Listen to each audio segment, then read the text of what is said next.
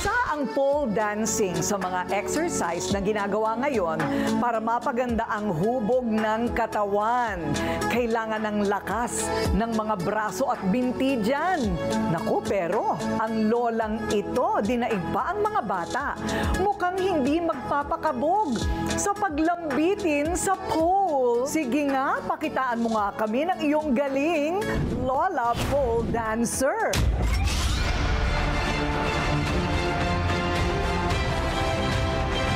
Maliksi, walang kasing tibay ang mga buto. Hindi papaawat sa pagpulupot sa posteng bakal o pole. Siya lang naman ang 77 years old na Lola from Quezon City. Meet Rosita Gomez. Minsan na naming na-feature ang kwento ni Lola Rosita way back 2018. Bata pa lang daw, pagsasayaw na ang kanyang kinakahiligan. Sa katunayan, bago pasukin ang pole dancing, nag-ballet muna ang lola niyo. Kahit naging flexible ang kanyang katawan dahil sa ballet, naghanap pa si Lola Rosita ng challenging na sayaw. Dito na siya naengganyo sa pole dancing. Curious ako kung ano kaya yung pole, bakit kagaling nila, at saka napanood ko kasi sa Facebook, sa YouTube. Mahirap yata yan. Try ko nga kung kaya. Akala ko nga 1 year ako bago ako makapanhid. Kung noong 2018 ay simpleng mga tricks lang ang nagagawa ni Lola, ngayong 2024 sa mga recital niya, yakan-yakan na niya ang aerial hoops at survivor tricks. Hindi lang sa pole dancing nagbabanat ng buto si Lola Rosita. Tuloy pa rin siya sa kanyang negosyo. May maliit siyang karinderya at kahit araw-araw pagkain ang kanyang kaharap, hindi naman daw nasisira ang kanyang diet. Paano mo nagagawa yan at your age? Exercise. Moderate lang pagkain. Ang diet ko, in the morning, nagbiblend ako ng cucumber, parsley, pineapple, celery. 4 lang. Isang baso iniinom ko sa umaga yan. Oh, basta gutom ka, kumain ka. Minsan, 3 kutsara lang kanin, pero maraming gulay. Hindi halata sa itsura ni Lola Rosita na siya ay isa ng senior citizen. Pero may humahamon kay Lola Rosita, ang magsi-senior na rin na si Aling Che. Abangan ang kanyang mga pasabog na mga galaw sa pole dancing sa pagbabalik ng Rated Corina.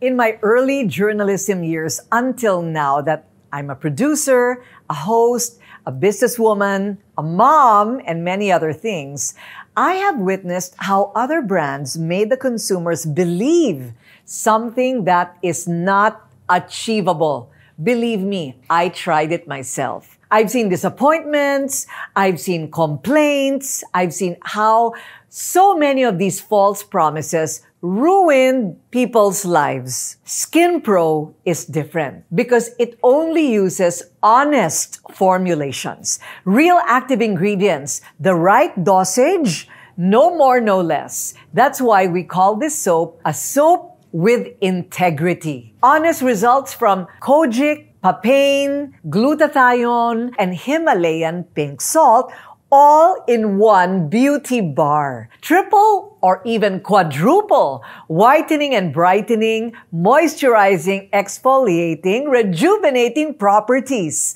Isn't it the perfect soap? SkinPro is the real deal. It has everything significant and scientifically proven effective to address all of your skin concerns. I'm Corina Sanchez Rojas, and I chose this soap with integrity.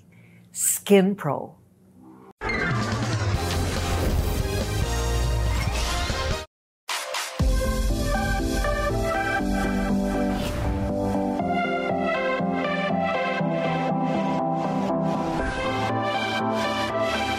Siya Siya si Maria Cecilia Cuesta, ang magsi-60-year-old na single lady ng Project 4 Quezon City. Siya ang rising pole dancer ng Beast House.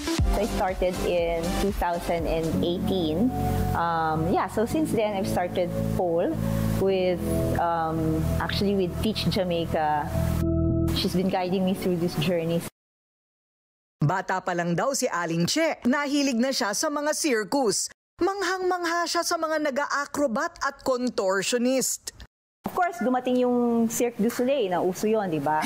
Yung very professional na circus act. Una ko sila napanood sa TV and manghang-mangha ako talaga sa galing nila. Pumunta pa ako sa San Diego noong 2012 sa SeaWorld.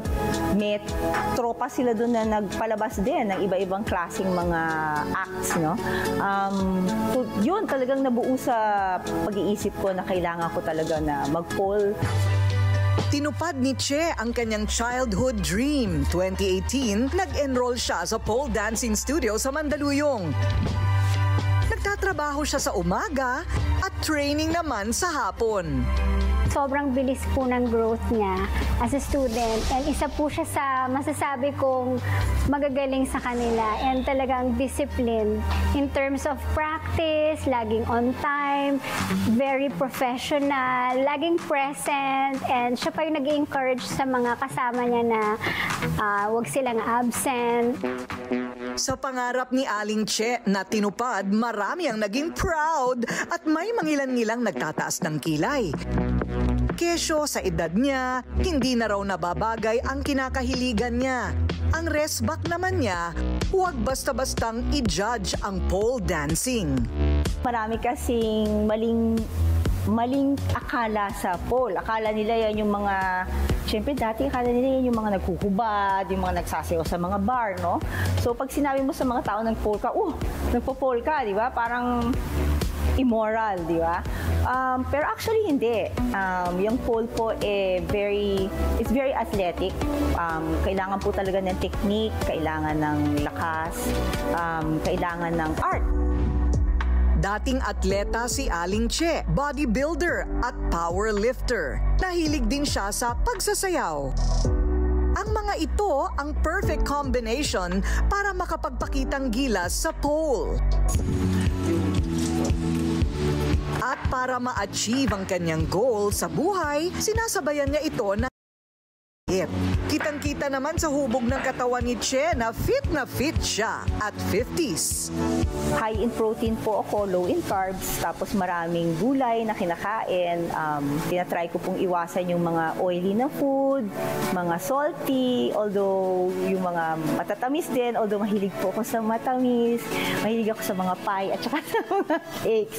Yan, no? Pero tinatry ko po. Pero generally naman, lahat lang yan, all in moderation, wag lang pong susobra. Hindi pa raw huli ang lahat para sa mga kagaya ni na Aling Che at Lola Rosita ha. Kahit may edad, pwede pang humabol para abutin ang mga pangarap at deadmahin ang mga nega sa paligid. Alamin niyo po kung ano yung goal nyo, ano yung pakay nyo, no? Gusto nyo ba na sumayaw lang o gusto nyo ba talaga na magkaroon ng exercise din? Gusto nyo ba i-challenge yung sarili nyo, di ba? So yun yung unang kailangan gawin. Tapos pangalawa, mag-research ka. And then lastly, wag po kayo mahihiya. Lahat po tayo nag-start sa umpisa, lahat tayo naging beginner, di ba? Lakas lang ng loob. Basta dumating ka lang doon, just show up. That's the start of your journey. Age is just a number. Huwag mahihiya na ipakita ang natatagong galing. Matuto ng bagong karanasan sa buhay. Dahil there are no regrets in life, just lessons learned.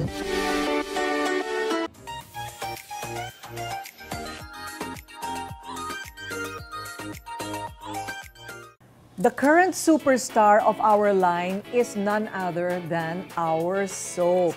Glupaco, glutathione, papaya, and kojic in one beauty bar.